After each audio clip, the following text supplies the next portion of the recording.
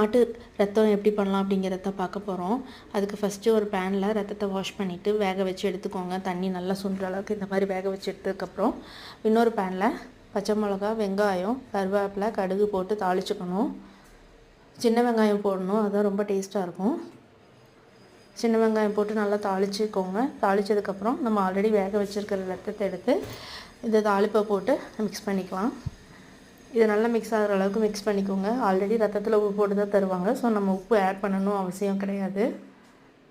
இப்போ நல்லா போட்டு மிக்ஸ் பண்ணதுக்கப்புறம் துருவின தேங்காய் எடுத்து தூவிக்கோங்க. தேங்காய் எவ்வளோ நிறைய போடுறோமோ அவ்வளோ நல்ல டேஸ்ட் இருக்கும். பெரியவங்கலேருந்து சின்னவங்க வரைக்கும் யார் வேணாலும் இதை சாப்பிட்லாம். மார்னிங் பிரேக்ஃபாஸ்ட்டுக்கு ரொம்ப டேஸ்ட்டாக இருக்கும். நம்ம தோசை, சப்பாத்தி கூட எல்லாம் வச்சு ஸ்டஃபிங்காக வச்சு கூட சாப்பிட்லாம். சுடு சாப்பாட்டில் போட்டு சாப்பிட்டாலும் ரொம்ப டேஸ்ட்டாக இருக்கும். ட்ரை பண்ணி பாருங்கள், ரொம்ப சூப்பராக இருக்கும்.